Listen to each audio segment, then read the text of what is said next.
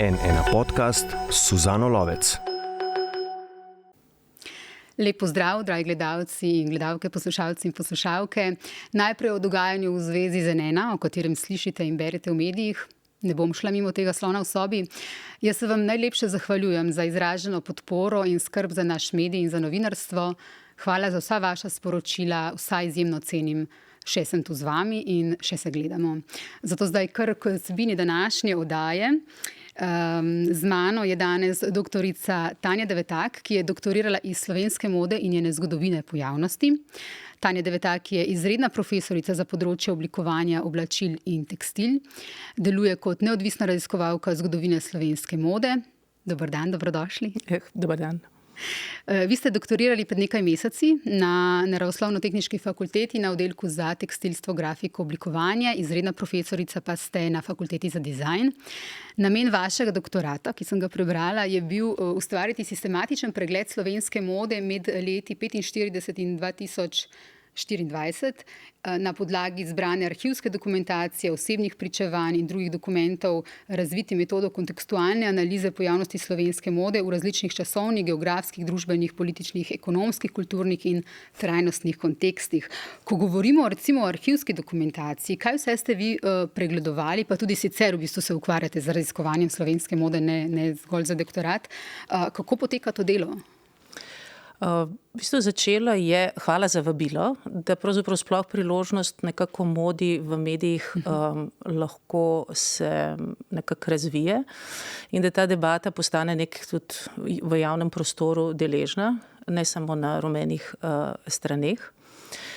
Začelo je pravzaprav kot skozi preglede knjižničnega gradiva, preglede arhivskega gradiva in preglede v nekaterih primerih muzejskega gradiva.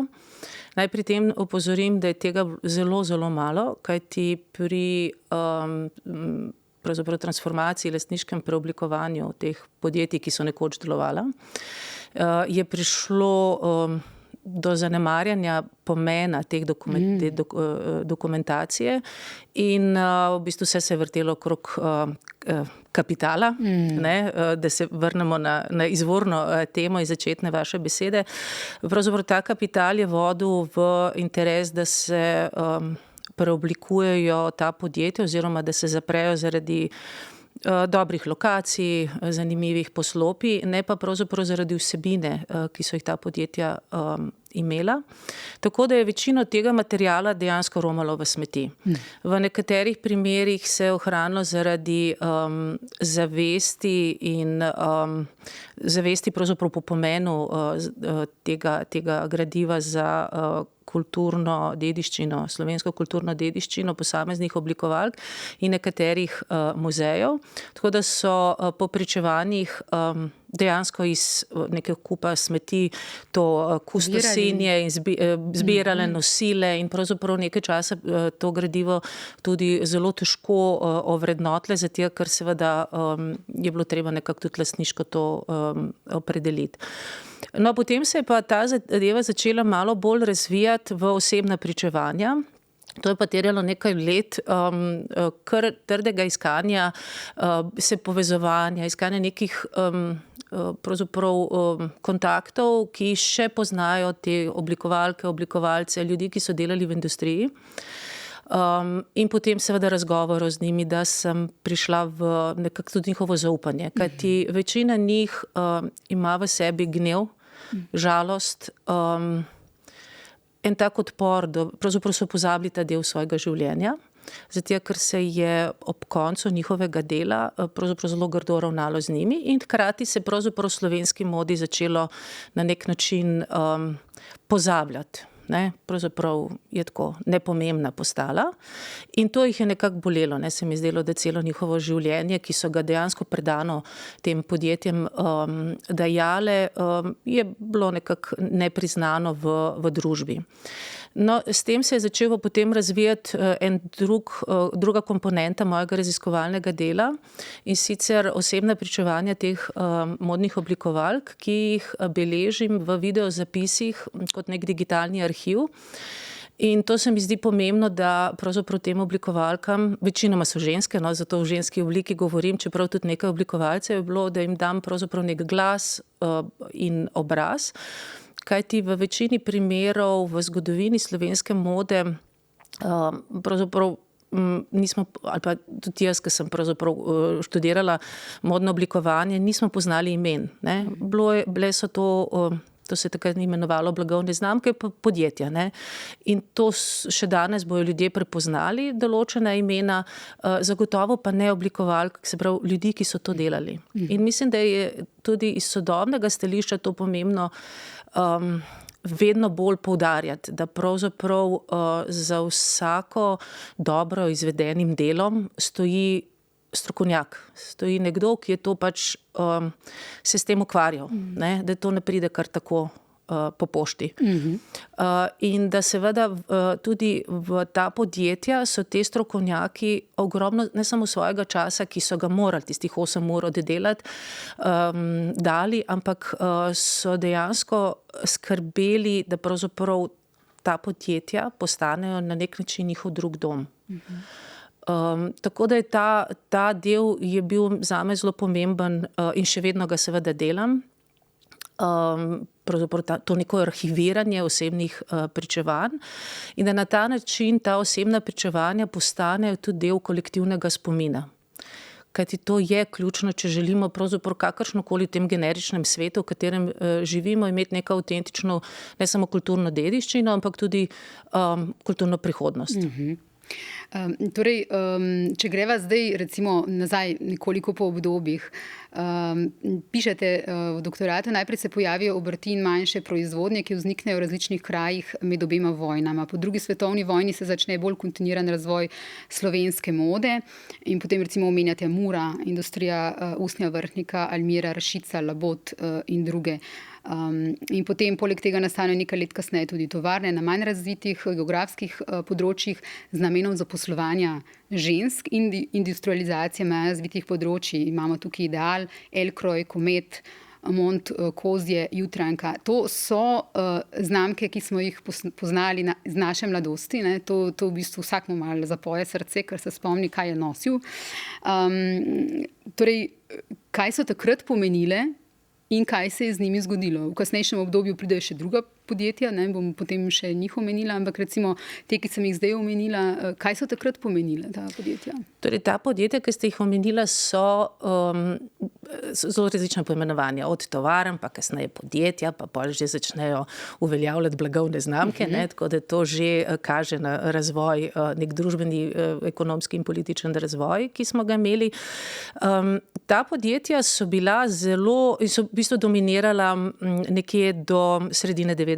let prejšnjega stoletja, torej kar več desetletij. Zdaj, seveda nastanek je bil zelo različen, nekatera so nastala na podlagi teh obratov pred druge svetovne vojne, kot ste dejala, in so potem ali z denacionalizacijo ali prostovoljno v narekovajih predajo te lastnine pač v neko na začetku državno in kasneje pa v lastnino pač zaposlenih. So bila to en del in drugi del, ki so jih dejansko kasneje nekje v začetku 50. let potem bolj intenzivno razvijali na področjih, ki so bila manj razvita. Ta podjetja so bila zelo močno vpeta v lokalno delovanje. To pomeni, da so pomagala pri razvoju kulture, pomagala pri razvoju športa v lokalnih okoljih, v katerih so delovala.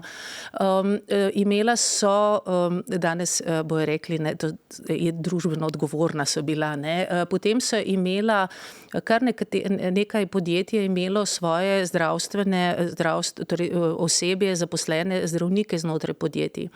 Potem so seveda skrbela tudi za to, da so zaposleni lahko odhajali na dopust, se pravi, ne, so kupovali nepremičnine oziroma imeli neke zgradbe, kjer so lahko odhajali na dopust. Celo so imeli v Beti več desetletij svojega frizerja oziroma frizerko, ki je v podjetju delala. Ampak to so zdaj recimo ne take, bi rekli, ne ključne dejavnosti za samo podjetje, ampak vendarle pomembne za to da so se te zaposleni ne samo počutili nekako pripadni tem podjetjem, ampak da tudi dejansko so na nek način gradili okolje, lokalno okolje, v katerem so živeli in delali. Zato seveda je ta propad bil še toliko bolj dramatičen za njih. Hkrati so pa ta podjetja, večina njih, skrbela tudi za razvoj izobraževalnih ustanov. Namreč na začetku, seveda si lahko predstavljate, po drugi svetovni vojni bilo je nekaj šol, ki so šolale, ampak potrebe po kadru, strokovnem kadru so bile dosti večje. In ta podjetja so pravzaprav v nekaterih primerih sodelovala pri ustanavljanju izobraževalnih, na srednješolskem nivoju, izobraževalnih programov. Programov, ki jih danes nič od tega več nimamo, žal, ampak takrat so seveda skrbeli za to, dajali tudi spodbude, zdaj, če se vrnem na to vprašanje zaposlovanja žensk, spodbude, da bi ženske, seveda večina teh je imela na začetku osnovno šolo, ne, da bi pravzaprav zviševale svojo izobrazbeno strukturo, izobrazbo, ravno zaradi tega, ker se je vedlo in razumelo, da tudi za izobrazbo se bojo lahko bile tudi bolj neodvisne, ne, se pravi nekako skrbele za svoje življenje. Sicer po nekaterih teh zapisih je ta družbena emancipacija bila hitrejša od družinske, ne, nekatera pričevanja pravijo, da seveda doma niso bili tako veseli, ne, da so bi šle se izobraževati, ne, ampak na nek način so ta podjetja vendarle skrbela za pravzaprav razvoj tudi žensk v okoljih, v katerih so delovala. Zdaj seveda po mnogih, ta desetletja so bila zelo različna in so pomenila tudi različen razvoj za, če gledamo iz oblikovalskega stališča, najbolj bi rekla, zlata leta so bila 70. leta in takrat je pravzaprav ta razcvet oblikovalski pomenil bil tudi rezultat tega, da ste imeli začetek izobraževanja, se pravi začetek srednješolskega izobraževanja na področju modnega oblikovanja, to je bil ta prvi v 60. letih val in kasneje potem konec 70. let, ko je prva visokošolska ustanova bila ustanovljena, torej Naravoslovno-tehniška fakulteta danes, oddelek prvo višji, pa potem visoka stopnja študija, torej za modno oblikovanje. To je bil pa ta drugi val, pravzaprav, ki je pomenil nekako, bi rekla, profesionalizacijo tega poklica. Potem je pa sledilo eno obdobje, seveda 80. turbulentna, tudi zaradi globalnih razmer, turbulentna ekonomsko, in vsi se borijo nekako preživeti na tem trgu. Ampak 90. so pa pokazala en tak zanimiv mogoče detajl, ne, ki je spet tako zelo iz tega stališča današnjega časa zanimiv, lahko za preučevati. Namreč 90. so bila pogojena z lastniškim preoblikovanjem. In vsa ta podjetja seveda so morala po zakonu temu slediti in večina tega preoblikovanja je bila interne narave. Jasno, zaposleni niso kaj dosti vedeli, kaj s tem dobivajo, ne, oni so bili še vedno prepričani, to so naša podjetja, ne, mi bomo z njimi nekako ravnali, vendar potem je čas pokazal, da ko se je zaključilo pred slabimi 30 leti, ne, konec 90. let to lastniško preoblikovanje, se je začel pa potem val propadov teh podjetij in meni je bilo to zanimivo, da pravzaprav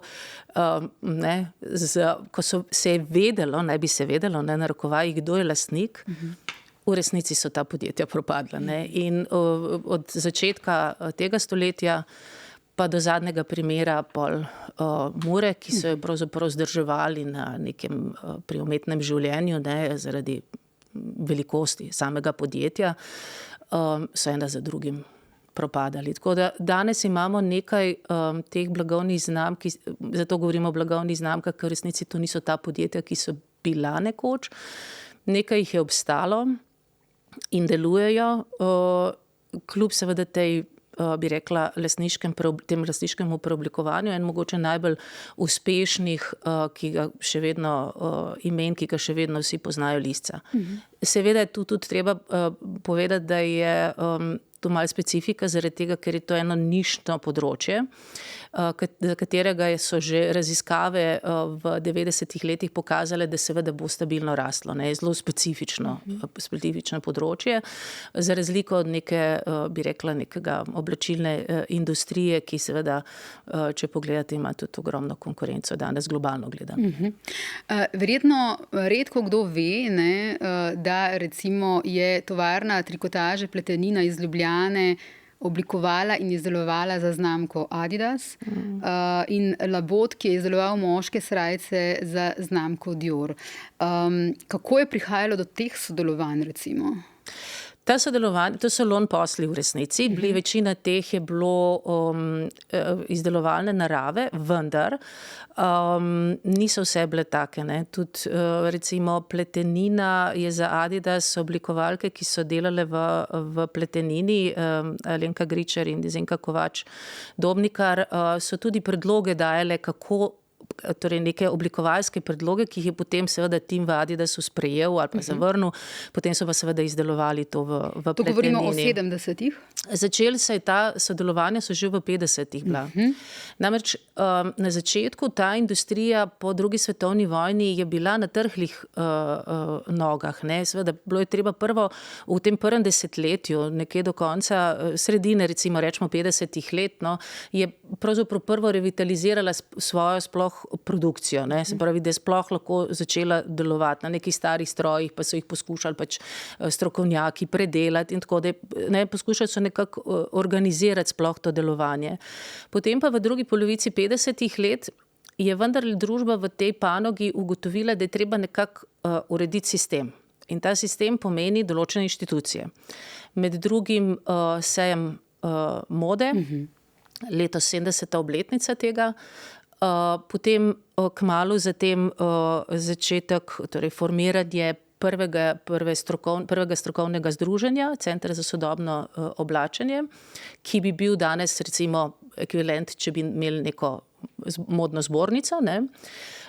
Potem kmalu zatem je nastal prvi časopis, ki je bil izključno posvečen modi, imenovan Maneken.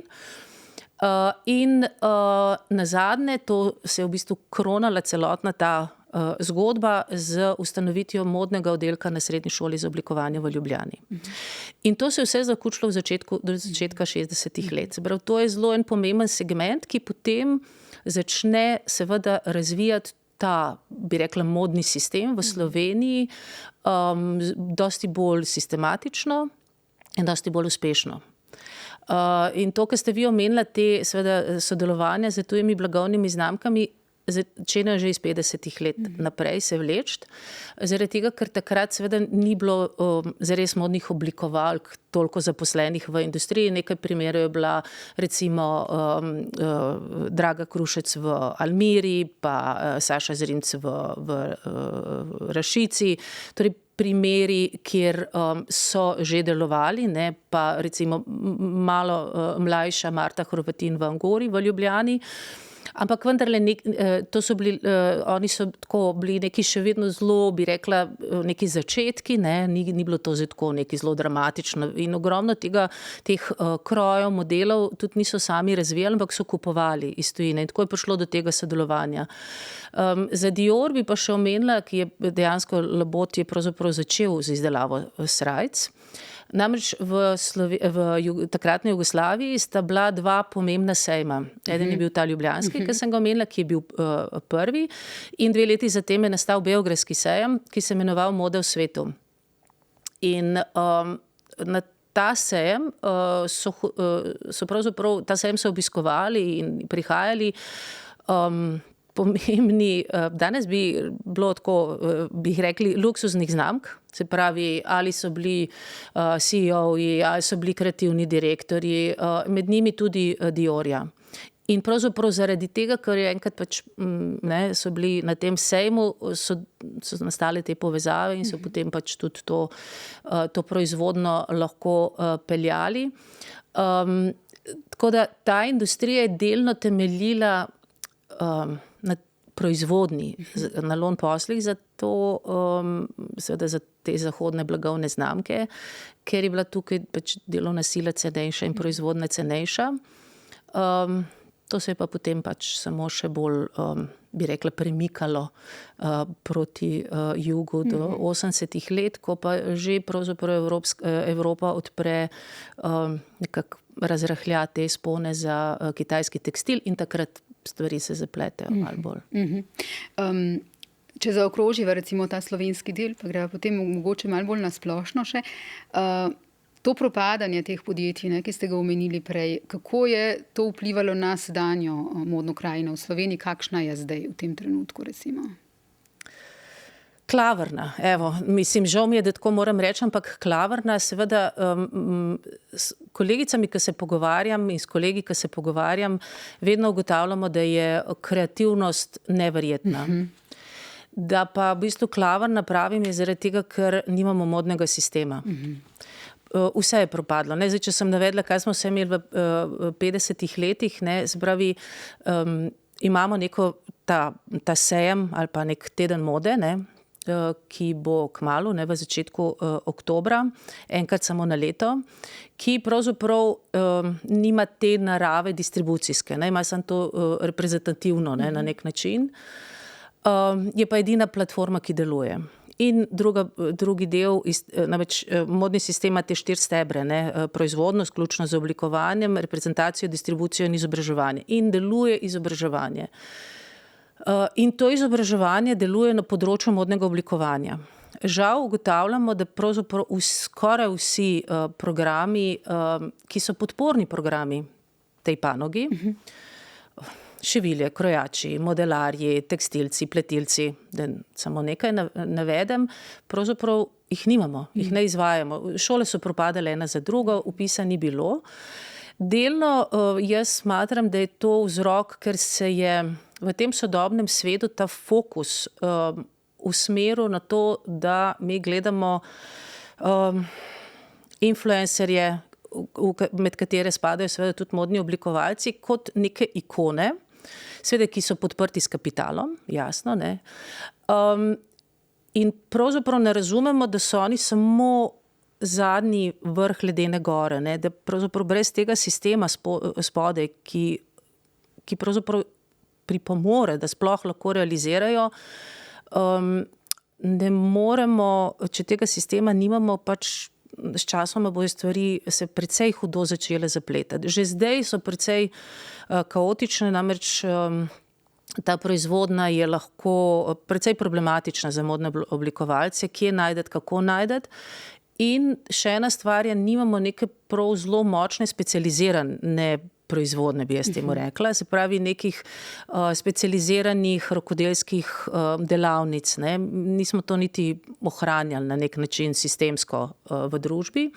Recimo zdaj lahko delam primerjavo, ko Chanel sistematično kupuje male manufakture, zelo usmerjene, nišno usmerjene za posamezne faze izdelave visoke mode in ki so stare manufakture, mnoge od njih iz 19. stoletja naprej, z namenom ne samo ohranjanja, niso toliko zdaj samo k temu usmerjeni, ampak tudi seveda, da bojo oni lahko proizvajali to visoko modo še naprej. Hkrati pa te manufakture seveda ponujajo svoje dejavnosti tudi drugim. Ampak to je ključno. Se pravi, kako ohranjati nek sistem, neko strukturo, ki je zelo kompleksna.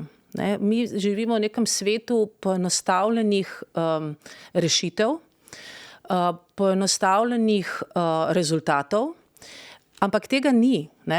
Ta poenostavljen rezultat je tista torej moda, turbomoda ali pa moda na steroidih, ki jo, ne bom omenjala platform, ki jo pač vi naročite, nekje tam je proizvodna in ko dobi klik, proizvede tiskos, niti ga ne skladiščijo, in ga v istem trenutku pošle. Ampak to ni rešitev. Mislim, da človeštvo seveda ima to dolgo svojo zgodovino, ravno zaradi tega, ker je pravzaprav nadgrajevalo svojo kompleksnost, ne. In tu mislim, da je mogoče slovenska družba premalo dovzetna za slovensko modo, da jo jemlje enkrat na leto, ko so te dogodki ob tednu mode, kot nek dodatek za rumeni tisk, ne. Kdo od teh, bi rekla, produktov zanimivih za širšo populacijo je prisoten, v resnici pa se ne ukvarja resnično z vsebino. Seveda to ni samo slovenski problem, to ugotavljajo tudi globalno, seveda problem kritike, problem sploh, bi rekla, analiziranja določenih vsebin in postavljanja nekih strokovnih normativov. Ker danes, recimo na področju mode, ne, če govorimo o teh prestižnih blagovnih znamkah, je zelo skoncentrirano kapitalsko. In v resnici vi zelo težko postavljate neko kritiko napram določenih kolekcij, zaradi tega, ker za tem stoji kapital še za kar nekaj ostalih blagovnih znamk. In znotraj tega pravzaprav neodvisne blagovne znamke, kar je v resnici cela slovenska moda, ne, in modna krajina, težko se znajdejo, ne. To je ena pravzaprav plat medalje, po drugi strani je pa seveda v modi trenutno tudi zelo aktualna tema tega Met Gala in pravzaprav načina, kako so sporočili, da bo letošnja tema John Galliano, ne, v petek zvečer pred praznikom, tako da ne bi, ne, pred glavnimi vsemi počitnicami, da bi čim manj bilo vznemirjanja v medijih, ker je seveda zadaj velik kapital, ne samo LVMH, ampak tudi kapital medijski, ki, ne, organizira to Met Gala, ne. Tako da ta spona je v modi zelo, zelo, bi rekla, na nek način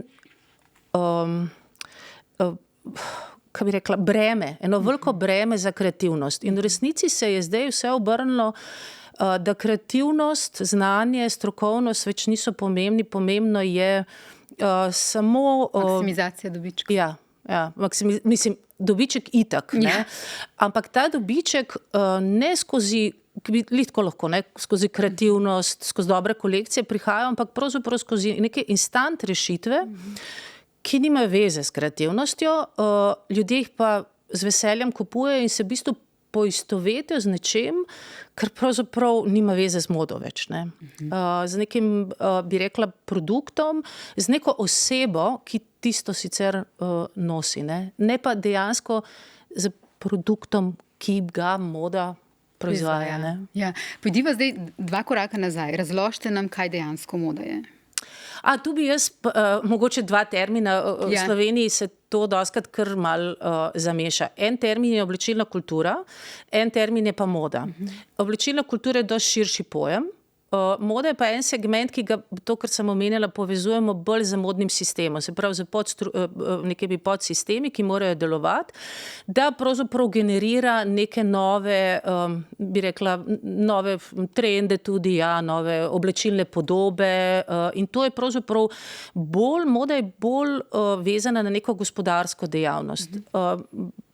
Oblačilna kultura, in tu je Angelo Baš, ki je to postavil, ta termin, se mi zdi, mi smo, kot jaz vem, v slovenščini to kar unikom, ker drugače drugi jeziki to uporabljajo malo drugačne izraze, ampak to je pravi termin.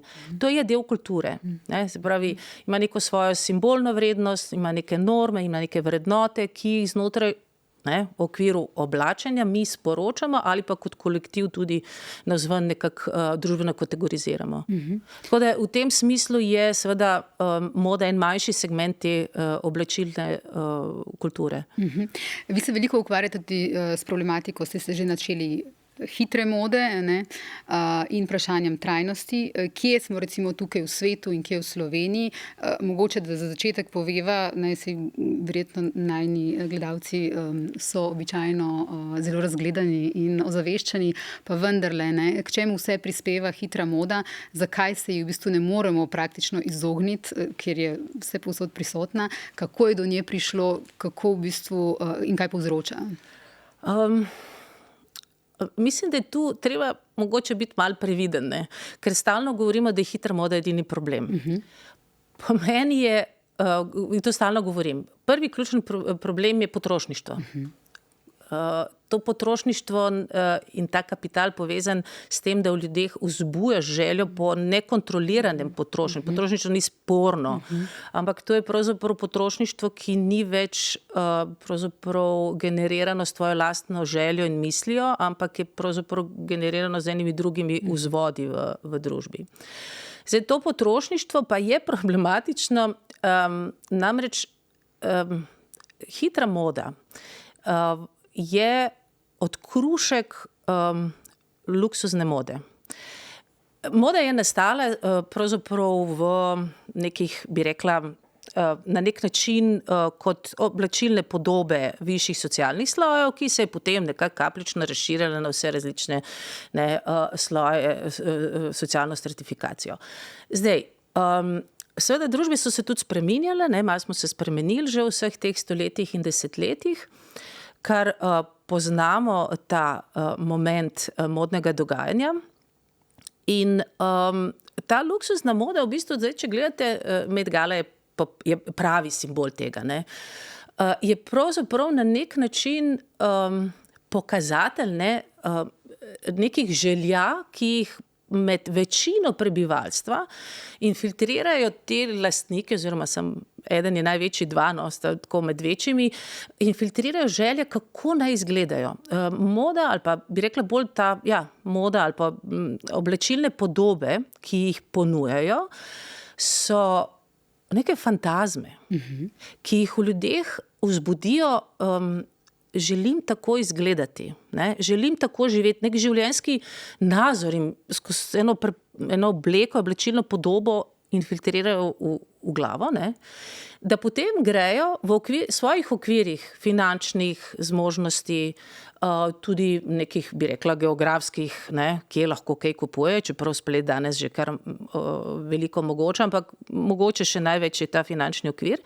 In tu pride pa hitra moda, ne. Te odkruške dizajna jim ponujajo. In ljudje niti ne razumejo, da so to ni zares dizajn. To je tista drobtinica, ki je padla iz one mize dol, ne. In v resnici toliko dobro zapakirajo, da pravzaprav na prvi mah rečete, pa sej to dobro izgleda, ne, in pa se med sabo primerjajo, ne, se veste, pač pride, to pa dobro izgledaš, ali pa to ne je v redu. Ampak na koncu, at the end of the day, pa vidimo, ne zgleda dobro, zato ker ta oblačila izdelava, kako je notri, koliko je medlo, kakšna je, ne, tu je več stvari, ne samo iz kjer je tekstilija, kako je ta tekstilija nastala, ker v končni fazi, poglejte, hitra moda primerajo nič koliko, ne, kjer kradli intelektualno listnino, dobesedno copy-paste, pa se so zgubila, pa še vedno delajo. Torej, to ni nek oblikovalski, bi rekla, silni potencial nekega oni razvijajo, oni v bistvu jemljajo na hitro, kaj se to hitro da narediti. Zdaj, tisto, kar mi poznamo pod hitro modo, ne bom jih omenjala, ampak vsi poznajo, ne, te blagovne znamke, ki jih tudi pač po ljudje več ali manj omenjajo, nosijo in tudi omenjajo v zvezi z hitro modo, ne, so še iz stališča. Zdaj pa res ne bom omenjala, ampak platforme, ki je samo platforma, ne, prodaja oblačil so v bistvu še zelo dobre hitre mode. Tisto je res na steroidih. In tisto je kruto. Jaz sem poslušala, je bila ena reportaža torej, kjer proizvajajo, kjer pravzaprav kako odločajo se, katere barve bodo vzeli. Analizo naredijo na podlagi, prvo naredijo starostno omejitev, kaj je njihova tržna niša, potem gledajo pa TikTok profile in gledajo, katere barve se v glavnem uporabljajo v tej tržni, njihovi starostni tržni niši in na podlagi tega potem to naredijo nek produkt, ki nima veze od oblikovanja. To je proizvodna oblačil, kar je tudi čisto okej, ne. Ampak v resnici ljudje, ki kupujejo, se ne zavedajo ali pa ne želijo vedeti, kaj to za sabo vse potegne, ne. To je tako kot hitre informacije. Danes vsi, ne, Vse smo vsi lahko dobimo informacijo, ampak kako pridete do te informacije, kako pridete do tega oblačila, ne? Do te tekstilije, je pa ključno vprašanje, ne? Ker verjetno, če bi vi dejansko sledili, pri hrani smo morda malo bolj občutljivi že postali, ker je to tudi postal nek mogoče bolj tema, ki se je v javnosti prijela, pa nekako ljudje že razumejo, kaj to vpliva na naša življenja in tako naprej, lahko na zdravje, ne? Ne zavedajo se, da so oblačila ravno tako isti problem. In še ena stvar pri tem vzdržnem razvoju, ne razmišljajo o tem socialnem aspektu. In tudi ekonomskem aspektu, ker pravzaprav trajnost pomeni ne samo varovanje okolja ali pa okoljskih, torej varovanje naravnega okolja, ampak je tudi varovanje kulturnega okolja. Se pravi, iz tega stališča tudi, zakaj je pomembna slovenska moda, zakaj pravzaprav moramo varovati svojo lastno kreativnost, ki ni čisto generična, ki ne sledi samo nekim velikim zvenečim prestižnim imenom, ampak pravzaprav se razvija na nekih specifikah tega, bi rekli, geografskega področja, svojimi družbenimi karakteristikami, kulturno zgodovino, ne, ima več aspektov. In hkrati zavedanja tega socialnega aspekta, ki v Sloveniji je pravzaprav pri slovenski modi dobro razvit, se pravi, mi poznamo, kdo je proizvajalec, od kje prihaja, govorim zdaj samo o proizvodnji oblačil, ne poznamo pa za tekstilije. In to sem že pisala v enem članku, to je velik manko in to je že v 70 letih so ugotavljali, da nismo samo s tekstilom in ga še vedno ni onaka, ki bi začel na tem področju kaj razvijati, pa so že recimo primeri nekih urbanih proizvoden tekstila, ki so custom made, ki so male serije, ki je ravno pravšne za pravzaprav slovenske mikrorazmere. Pa nihče pravzaprav v Sloveniji še v to se ni usmeril, tudi ni pravih mogoče prave podpore sistemske. In tretji segment v tem vzdržnem razvoju modnem je pa ekonomski. Se pravi, to, da samo kapital se veča in je lastnik vedno večjega števila blagovnih znamk, seveda ni rešitev. Zato, ker na koncu v modi bomo izgubili uporabniki in sama stroka, ta kreativnost, ki je v bistvu tisti generator te panoge. Torej, moda je vedela imela to napetost časovno, ne?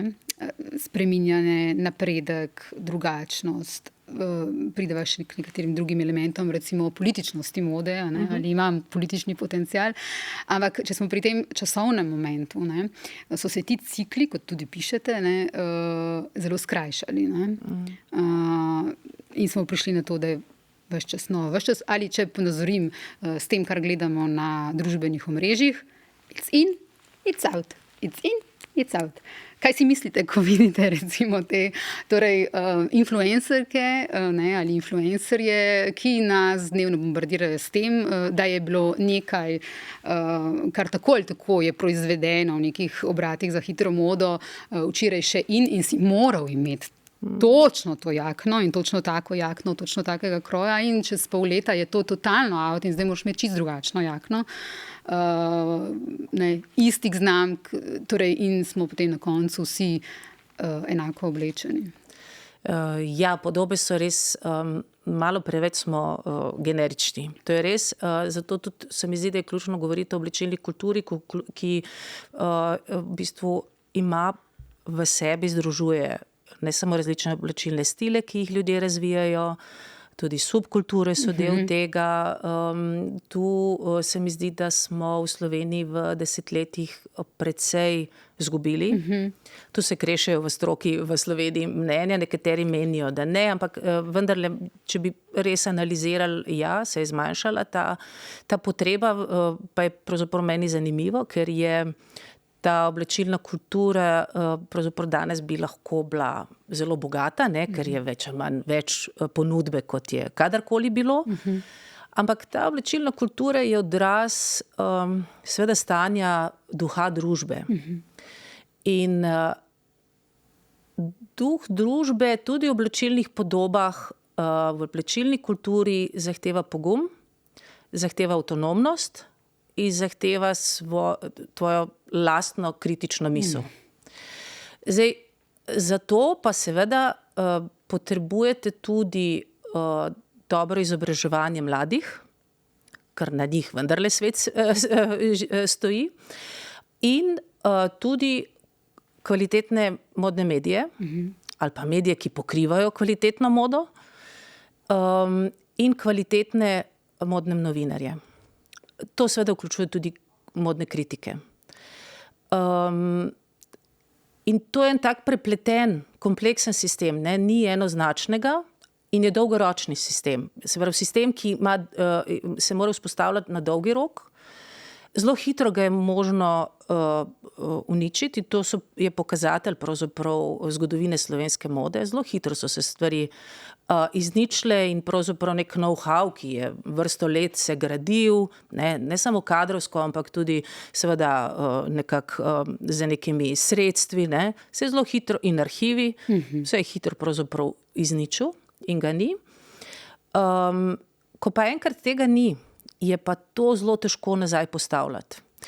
In morda seveda se nekako v tem splošnem, bi rekla, globalnem družbenem stanju duha, in slovenska družba ni nobena izjema v tem, ne, da nekako smo vsi apatični do tega. Ne, pač se nam zdi, pa zakaj bi pa kaj posebnega moral biti, ali pa ne bi moral biti kaj posebnega. Ne. Ta generičnost nas je postavila na nek način v posameznike, ki več, na nek način nismo več oblečilni posamezniki, ampak smo del nekega širše kolektivne mase. Ne.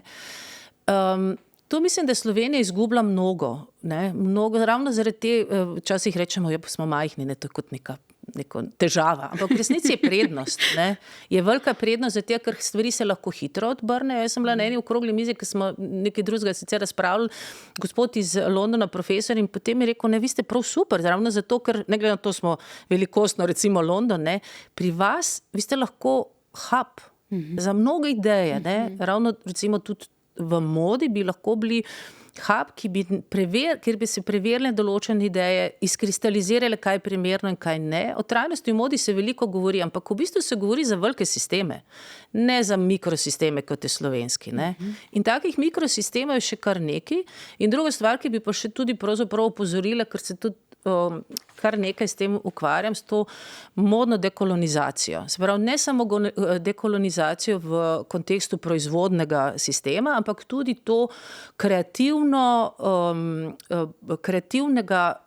premisleka, ne, da se mi pravzaprav na nek način, bi rekla, pogumno, ponosno postavimo v en evropski, bo čisto dovolj evropski prostor, da mi imamo svojo modo, da ta moda obstaja, da je že obstajala, da ima svoje korenine, ima svoje deblo, ima svojo krošnjo, ne?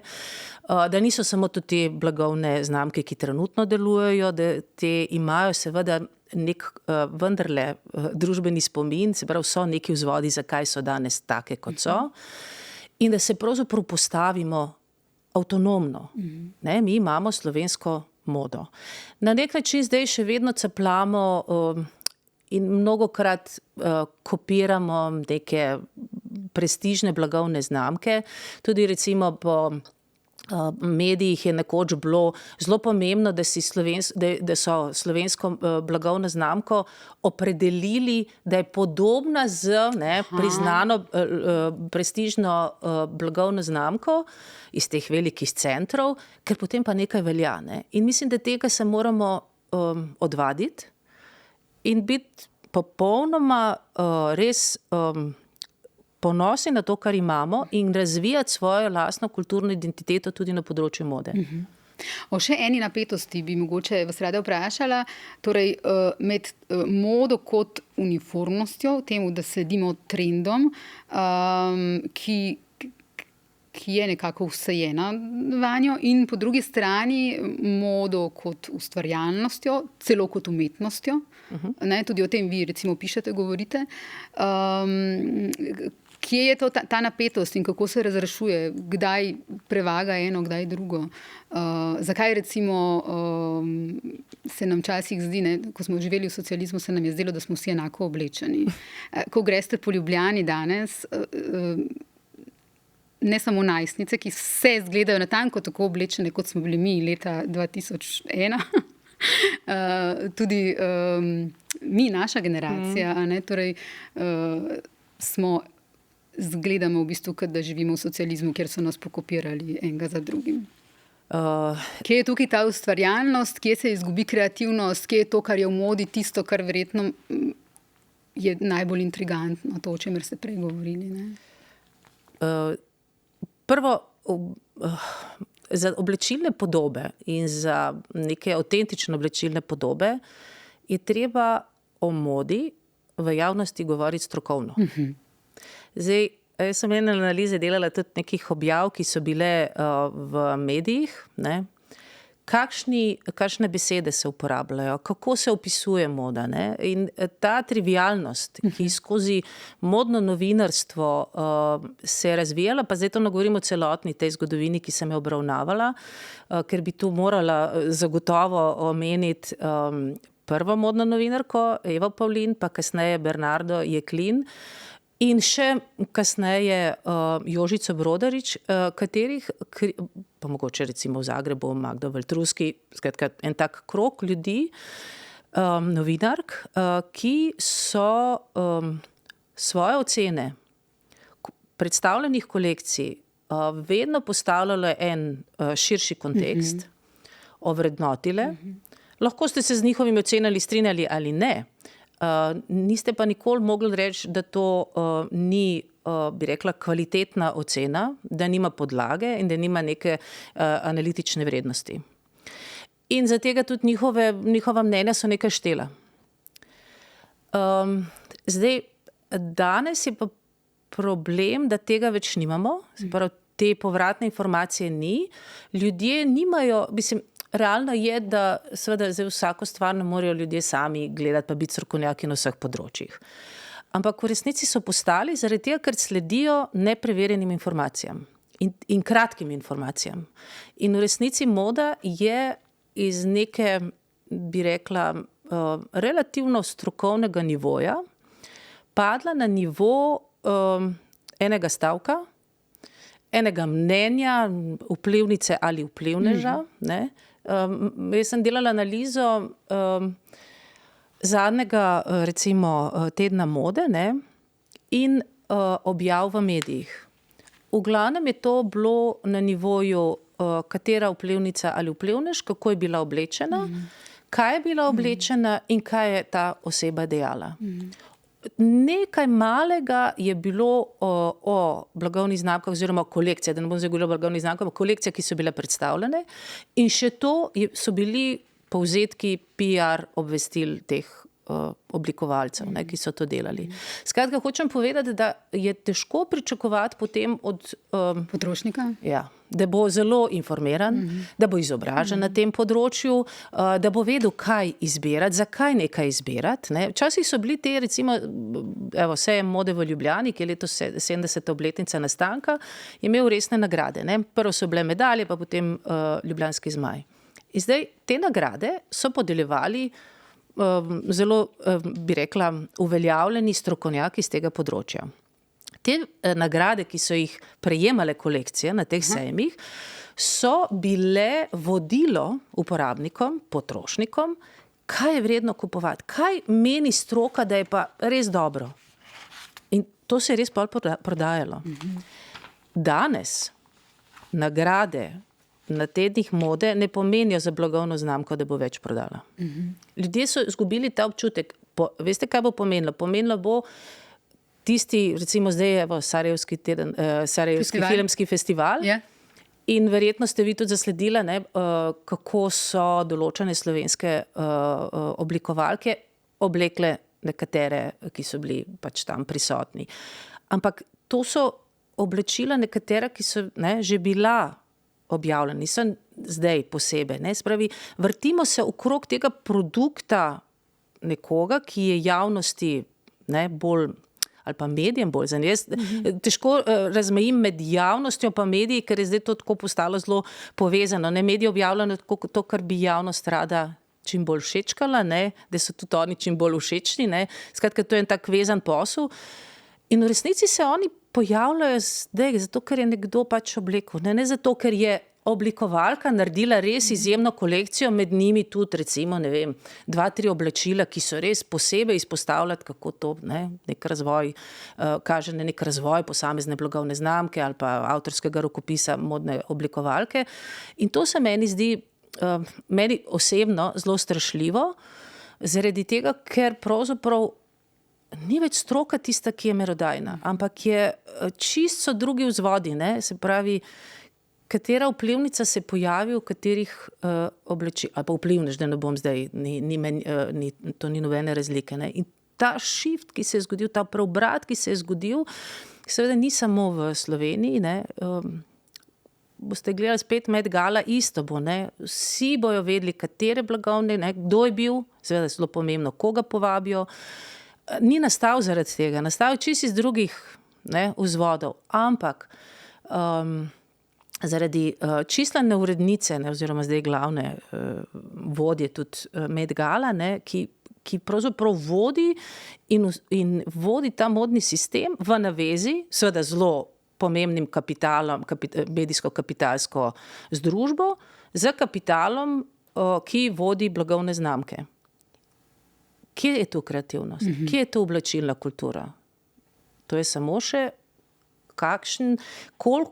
kje je tu pravzaprav neka socialna vzdržnost, kje je tu ekonomska vzdržnost, da sploh ne omenjamo recimo neke, bi rekla, varovanja naravnega in kulturnega okolja, ker so to neke generične ideje, ki pravzaprav, če pogledamo, kaj ima to veze s slovenskim prostorom?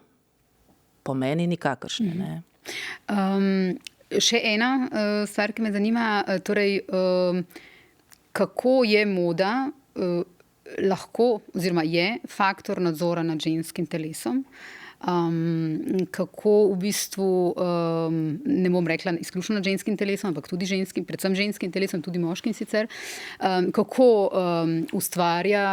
poustvarja te nemogoče lepotne standarde, kako je lahko tudi seksistična, kako lahko vodi tudi v nezdrava telesa, tudi recimo mladoletnica, s spodbujanjem, torej size nič recimo, in kako je po drugi strani, po vašem mnenju, lahko tudi presega v bistvu vse to, opolnomoči moda, ima vse to v sebi verjetno, nažalost prvo običajno prevladuje, kako lahko v bistvu seže tudi onkraj stereotipov, seksizma, anti-age diktata, kakšno moč ima tu moda na eno in na drugo stran? Ogromno. Ogromno. In pravzaprav zdaj, če govorimo generalno, so seveda bila leta, ko se je ogromno govorilo o vključevalnosti v modi, pa zdaj ne samo na tem nivoju manekenk in manekenov, ampak tudi vključevalnosti recimo v medije, ker je bilo to zelo stereotipno, torej samo ena rasa, samo en tip urednikov je bil. Tako da to se je spreminjalo tudi znotraj modne industrije. Zelo veliko je bilo govora o tej vključevalnosti. Tudi to, da pravzaprav ne razmišljamo, da te modeli krojaških lutk, po katerih merah so narejene, se pravi, mi delamo po nekih merah. Mi tudi učimo seveda mlade ljudi, ki grejo to študirati, da seveda imajo te stereotipe, kako izgledajo, čeprav, če bi gledali torej neke meritve, teles, daleč od tega smo, daleč od tega. Drugi podatek je pa zanimiv. Že za lansko leto kažejo podatki, da so najbolj interesantni za oblačilno industrijo globalno gledalo, za največ potencijala rasti so 50+. Se pravi, generacija 50+ je tista generacija, za katero se je treba boriti. In to pomeni boriti ne samo, ker imajo kapital, da lahko to kupijo, ampak tudi zaradi tega, ker vedo, kaj bi želeli, kako bi želeli biti oblečeni in dajo nekaj na svojo oblačilno podobo. V resnici so pa še vedno blagovne znamke, ki smatrajo, da morajo za generacijo se obračati in da to je njihov glavni potencial. Skratka, ekonomski pokazatelji kažejo, da seveda so začeli globalno gledano modne blagovne znamke vendarle razumeti, da pravzaprav svet ni tako enoznačen. Zdaj, drugi problem, ki ga pa pri tem vidim, so seveda recimo v slovenskem prostoru, je meni to zanimivo gledati, kako ravno analizo tega telesa v slovenski modi. Ko sem pravzaprav delala neko analizo, je zanimivo, da ta podoba, seveda te manekenke, zdaj, če se vrnem na manekenke, ki nosijo, ki so prvi ta, bi rekla, pogled na oblačila, so vedno pokazatelj družbene raznolikosti. Zdaj, pri nas je ta družbena raznolikost zelo enakost. Smo zelo si podobni, zelo pač nimamo vplivo različnih videzov, in seveda to tudi se odraža na manekenkah. Vem pa in sledim temu tudi recimo na podobe, ko izbirajo manekenke tudi agencije na raznih, naprimer na kampanjah, ki jih imajo, tudi na modnih revijah. Zelo težko modni oblikovalci se odločajo različne tipe postav vključevati.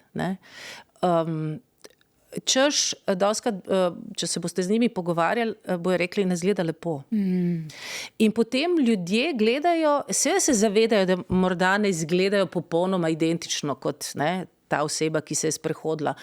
Ampak to je spet ta, ki so se pogovarjali, ta odkrušek. Se ne izgledajo Kim Kardashian. Pač, ampak to je ta odkrušek, ta fantazija, ki si jo namisli, ki jih pravzaprav prepričajo skozi medije, skozi oglaševanje, da je to, da so blizu tega, zato ker sledijo, ker so prepričani, da delajo vse v to smer. Seveda tu je moda zelo pomembna še z eno dejavnostjo, to je z kosmetično dejavnostjo, kjer je bilo tudi zelo enosmerno, kjer se šele z leti začelo razmišljati, da je morda tržna niša tudi vključuje zelo različne populacije. Ne samo starostne, etnične pripadnosti, poklicne dejavnosti, nekaj, kar je vezano mogoče na neke kulturna okolja. Jaz sem delala pred leti, ko je bilo, pa zdaj z mariborskim primerom, seveda zanimiv ta Burkini. Kje so tu, kje mi določamo, kaj je primerno za določeno okolje, oblačice, kje je tvoja osebna svoboda, kje za svojim oblačilnim videzom tako posegaš v svobodo drugega. Pravzaprav tu pri oblačilih mi ne ločujemo, da je to oblačilo, predmet, ki ga dajemo na telo, ampak ga v bistvu poistovetimo s telesom samim, z osebo kot tako. In tu je lahko zelo dvorezen meč. Burkini je bil en tak primer zelo spolitiziranega v bistvu teme. Ampak seveda se javlja tudi z oblačilnimi, tudi v slovenskem prostoru z oblačilnimi kulturami, ki pač so zelo različne. Morda je tu v slovenskem prostoru tudi z mankom oblačilne kulture, oziroma mankom, ampak tudi s premalo raznolikosti oblačilne kulture, povezano, da skozi to obleko ne razumemo, da se mi izražamo. Mi pravzaprav to je nek način našega govora, našega govorice, te neverbalne govorice, in da tu smo tudi zelo, bi rekla, netolerantni. Zelo poskušamo uniformirati. Zakaj se pravzaprav odločajo potem zmanjšati svoj oblačilni stil? Zato, ker dobivajo odzive, zdaj niso vsi zadosti, recimo, samozavestni ali pa poznajo zadosti to recimo oblačilno podobo, kaj primerno, kaj ne, niso strokovno podkovani in seveda podležejo temu mnenju večine. Zdaj to mnenje večine pa zopet se vračamo, ker je to povezana zadeva, je seveda povezan z prisotnostjo v medijih in govora o oblačilih, strokovnega govora o tem. Se pravi, da to ni na nivoju, to je pa zelo lepo, to je pa luškano, pa to je pa malo prekratko, to je pa malo predolgo, ampak malo mogoče bolj vsebinsko bi bilo včasih tudi dobro se pogovoriti.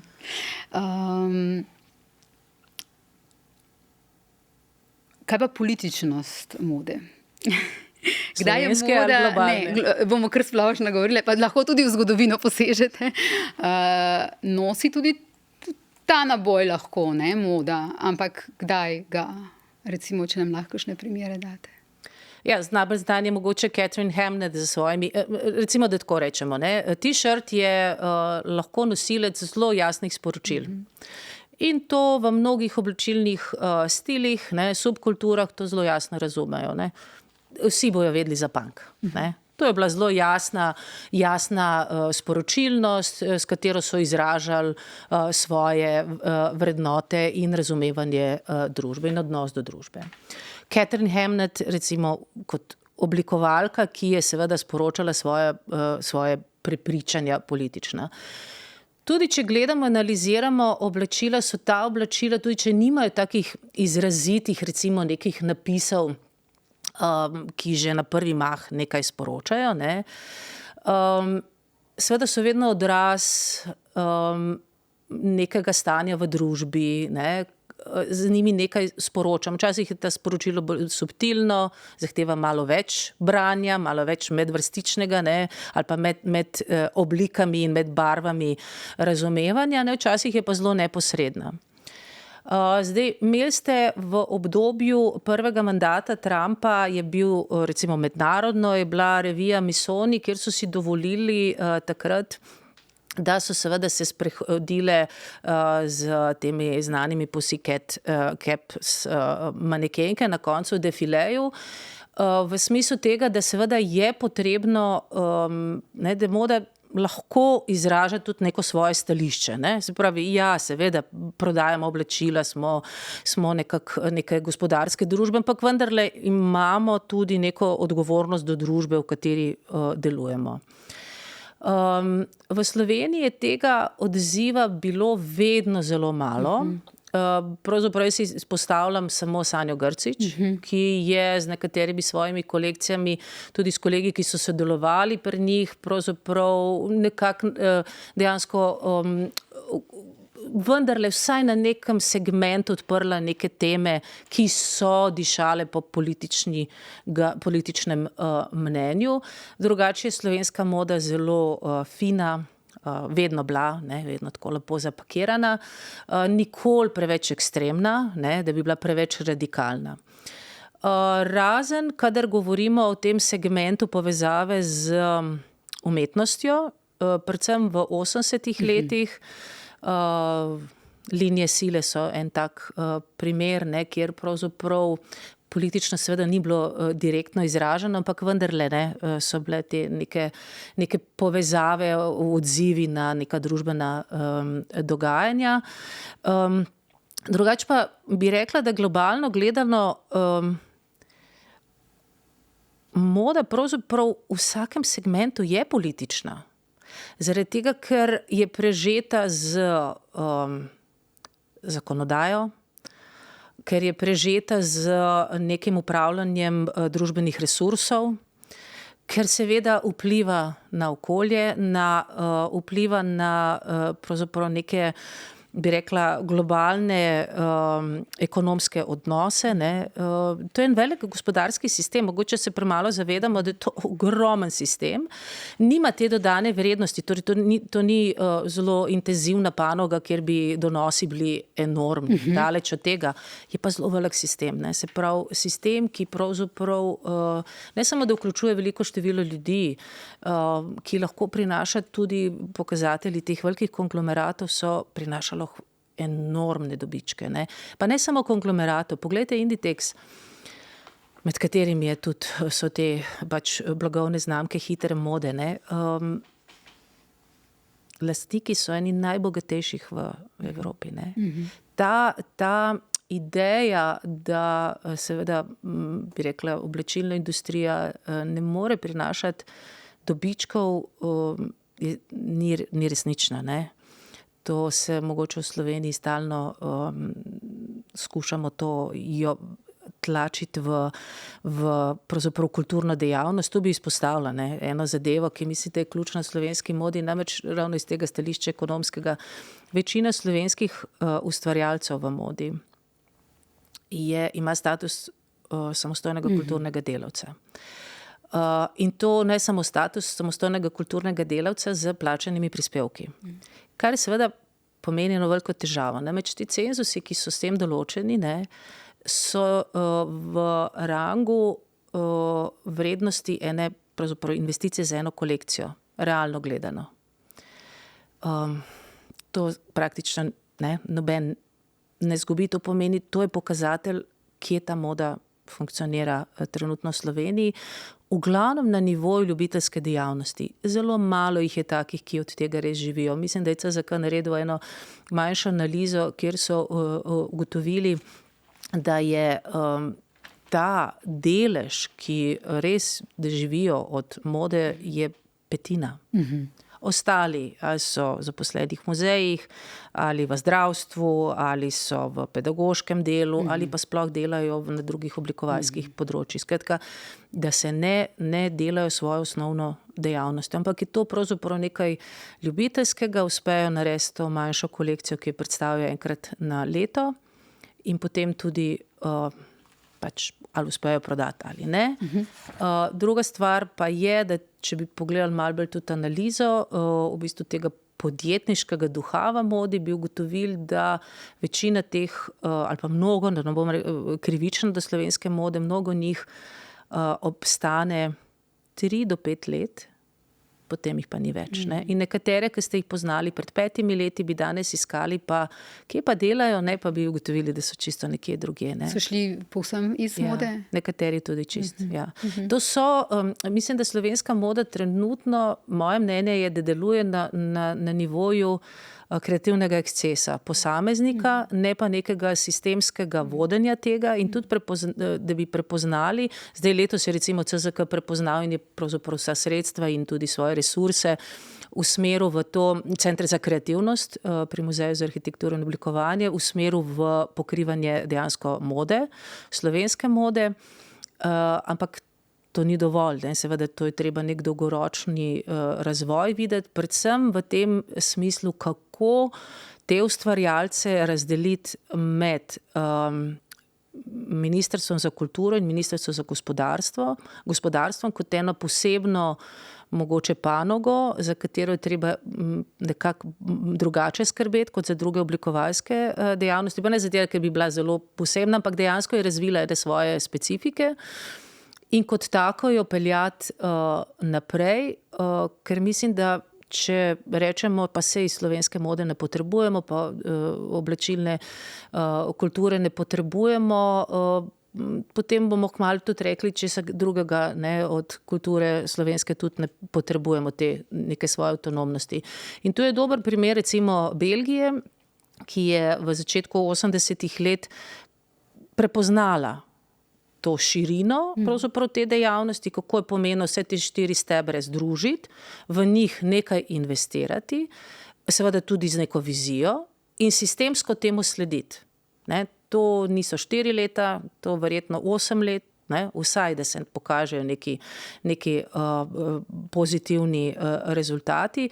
Se pravi, nekaj, da bi to se razvilo, ker to za sabo potegne še vse ostale dejavnosti, ki bojo v gospodarstvo prinašali denar, davke in pravzaprav generirali tudi nova delovna mesta. Eno tako vprašanje z vidika potrošnika. Kako naj se torej odločam, če se hočemo odgovorno in hkrati v bistvu imeti nek občutek za modo, da tako rečem, ampak da sem ob tem tudi odgovorna. Kaj bi vi recimo svetovali? Rekli ste že, pisanja o tem je veliko premalo, ni teh strokovnih glasov, ki smo jih včasih bolj slišali. Nekaj sva danes povedali, upam, da bojo ljudje slišali. Na kaj se nasloniti. Na kaj se nasloniti. To je res, to je problem nasplošno. Zdaj, Evropska unija je nasplošno, v Evropi pa poznala tudi tekstilno in oblečilno industrijo kot zelo pomembno, da je treba tudi tu paziti in ogromno nekih finančnih stimulacij in tudi regulacije, se pravi, regulacije na tem področju je začelo uvajati. Ena od njih je tudi uvajanje digitalnega potnega lista, ki so mnogi skeptični, kaj bo se zgodilo. Ampak druga je recimo prepoved zažiganja torej, zalog oblačil, ampak seveda to ne pomeni, da vi ne morete to izvoziti ven iz Evropske unije. Pa tam to narediti, kolonizirati še dodatno. Tako da to je vprašanje, ampak prvo, kar se mi zdi, je ključno kot pri hrani. So ljudje postali dosti bolj občutljivi in razumejo, da če recimo grem jaz tle do nekega lokalnega proizvajalca nekaj kupiti, nekaj, kar ni od velike korporacije, ki dela ne vem kje, pa pripelje sem, pa ne vemo, kaj vse notri, razumejo to razliko med tema dvema poloma. Skratka, hočem povedati, da podporo slovenski modi je zagotovo ena od poti. Ni nujno sam slovenski, nisem tako zaščitniška do slovenske mode, mogoče že, ne vem, neko regijo, lokalno, pač, da razmišljate, od kje ta oblačila prihajajo. Zagotovo je pomembno, da tudi začnete gojiti svoj lastni osebni stil. Ne glede na trende, ne glede na to, kaj pravi stroka. Nekaj, kar se vsak posameznica dobro počuti in smatra, da je dobro. Pa ni nujno, da toliko kultura, ki je v Sloveniji legic pa prešitih bundic, ampak pač nekaj avtentičnega. Razvijati to lastno podobo, kot kritično mišljenje, kot svoj jaz, bi rekli. Na vsako zadevo, ki se nam dogaja v življenju, imate neko mnenje. Ni treba biti podvržen, zdaj pa vsi tako govorijo, pa moram še jaz tako govoriti. Tudi svoj glas lahko razvijete znotraj tega. In pomembno se mi zdi pri mladih spodbujati svoj lastni oblačilni jaz. Ker mislim, da pri njih se bo to še bolj pravzaprav evidentno, ta zelo zožanost podobe. Ker živijo v času družbenih medijev. Točno to. In jih je težko iz tega ven izpeljati. Ampak vsi starejši, torej vsi, ali pa ne samo da starejši, vsi člani družbe smo odgovorni in lahko spodbujamo tudi to raznolikost v oblačenju. Da, če vidimo, da je nekaj drugače oblečenega, ne zvijamo z močmi, ne otroku razlagamo, poglej, kako je čuden, pa kako je tak, pa drugačen. Skratka, spodbujamo to, kako bi rekla, res lastni oblečilni jaz. Da nismo stalno kritični, in ne govorimo, da je dobro samo biti boljši, da si isti, kot drugačne, da nas gledaš drugače, ker potem, da bojo, ne vem, kaj se bo zgodilo. Imeti svojo podobo, stati za to svojo podobo, ker ta raznolikost nas dela bogatejše, nas dela boljše.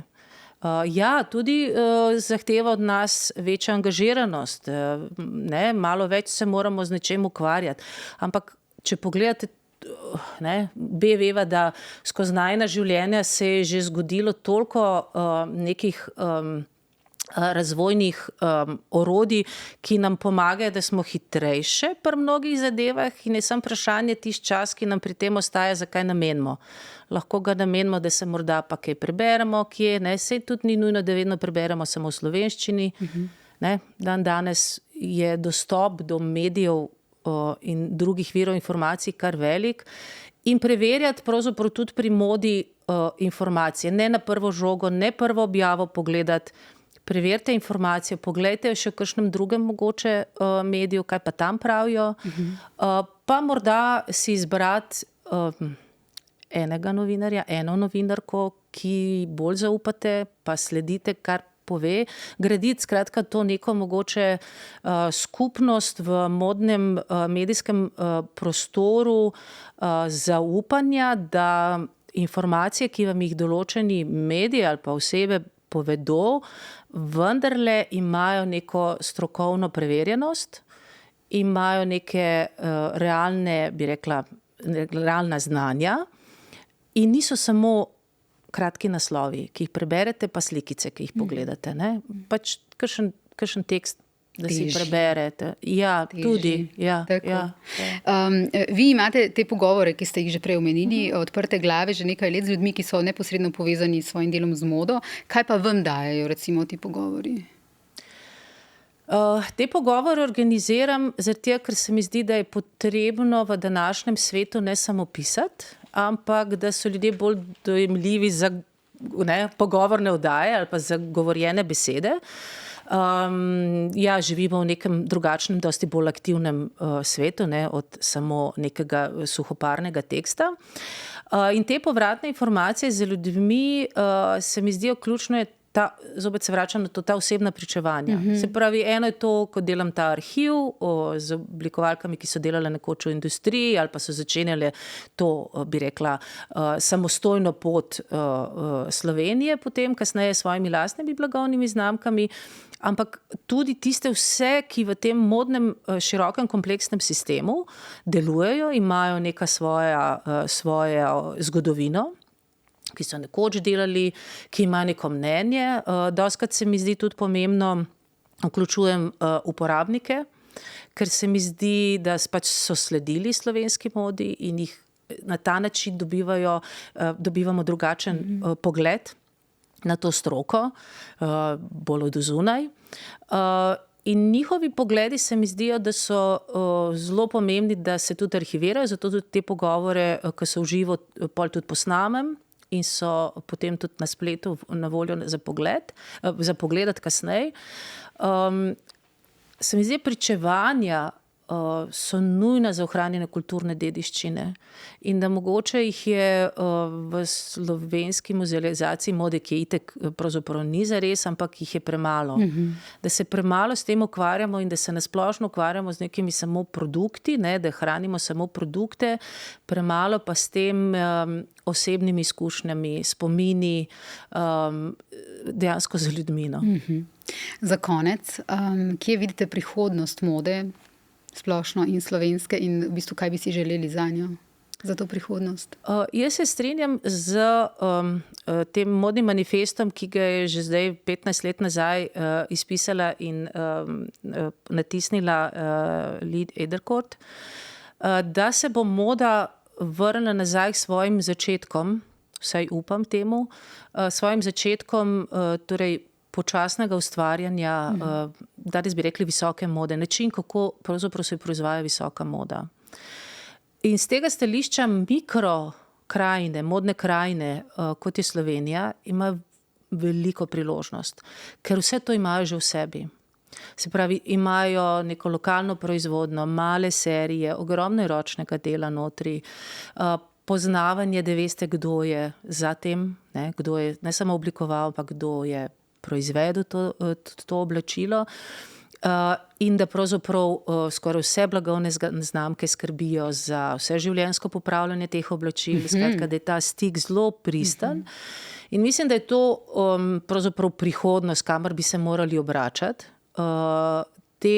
To masovno proizvodno, kateri smo pravzaprav bili priča v zadnjih desetletjih, je treba čim prej pozabiti, ker je pravzaprav premočno vplival na razkroj našega okolja v zelo širokem smislu, tudi ekonomskega, in da pravzaprav je treba se vračati nazaj k nekim manjšim korakom, manjšim enotam, da ni vse samo v pravzaprav grabljenju kapitala, ampak da je treba razmišljati tudi o dobrobitih, ki jih vračamo nazaj družbi, tudi okolju, se pravi, kako pravzaprav medsebojno smo povezani, se razumemo, kako drug drugemu na nek način tudi pomagamo, ker če kupimo od nekoga, ki je tle v našem, recimo, lokalnem okolju, seveda pripomoremo, da ta oseba lahko od svojega dela živi, z katerega se je šolal ali šolala, pa z katerega ga izpolnjuje, da je res harmoničen in lahko vse svoja znanja razvije, in hkrati še vse ostale v bistvu sorodne oziroma dejavnosti, ki jih temu sodijo, in da bo ta oseba te davke plačevala v naši družbi, da od tega lahko seveda vsi zopet nekako gradimo neko boljše okolje, v katerem živimo. Moda ima velik potencial, iz enega preprostega razloga. Poleg teh telefonov, ki so dnevno in nočno z nami, so oblačila nekaj, kar je stalno z nami. In v bistvu smo od malega pa do smrti oblečeni. In to je predmet, ki ga dejansko imamo stalno s seboj, zato je ta moč teh predmetov tako intenzivna. In morda moramo več dajati na zgodbe, ki jih nosijo oblačila in manj gledati samo, da je to en produkt, za katera smo dali, 5 evrov in ga lahko stran vržemo. Torej, če povem mogoče z malo drugačnimi besedami, nekaj, kar mi bo bliže mojemu srcu in kar mi bo trajalo veliko dlje. Načeloma mislim, to ni pravila. Morate sami ugotoviti, jaz sem recimo oblačila, ki jih že dolgo let nisem nosila, ki imajo toliko zgodbe v sebi, jaz vem pač, ali pa so generacije in jih enostavno ne morem dati stran. Ampak to ne pomeni, da jih ne bom nekoč spet nosila. To je en način, en drug način je pa razmišljite malo o kroženju oblačil. Morda vi ne marate tega, pa iz vašega kroga bi pa z veseljem to nosili. Torej podarimo, second handi. Lahko na ta način, čeprav second handi so postali tudi en ogromen manipulacijski model, da vi lahko spet zopet se vračamo k potrošništvu, hitro menjujete se, je samo 3 evre, pa lahko menjujem. Mogoče so, tu bi omenjala poslovne priložnosti, ko v Sloveniji niso zares razvite, če odmislimo poročne obleke. Torej v Evropi pa že izposojevalnice oblačil, knjižnice oblačil, da potem skupnosti, se pravi, da formirate skupnosti, s prijateljicami, z vašim nekim socialnim krogom, kjer se dobivate, pa si izmenjujete oblačila, se pravi, da veste, kdo je, ker oblačila so vendarle osebna, pa nekateri imajo zelo do tega odklonilen odnos, da preveč imajo neke oblačila, ki so jih že drugi nosili. In tudi oblačila prevzamejo nekaj, ker je to materija, tekstilije so materija, ki zelo prevzemajo neke oblike našega telesa čez čas, ko nosimo, in to seveda se tudi bolj pozna. Vsak bo verjetno vedel za hlače, da čez čas se kolena poznajo nekje, kje so v glavnem prepognjeni in tako naprej, ali pa komolci ali pa podobne stvari.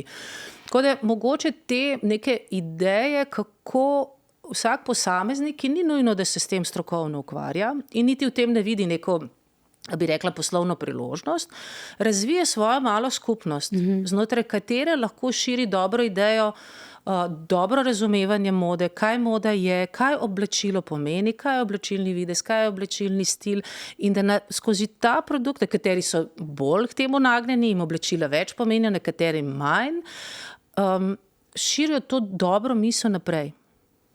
Najlepša hvala za vse vaše pojasnila in razlage. Hvala lepa. Hvala za povabilo. Hvala tudi vam, dragi gledalci in gledalke in poslušalci in poslušalke. Naslednji teden me ni, potem pa smo spet skupaj.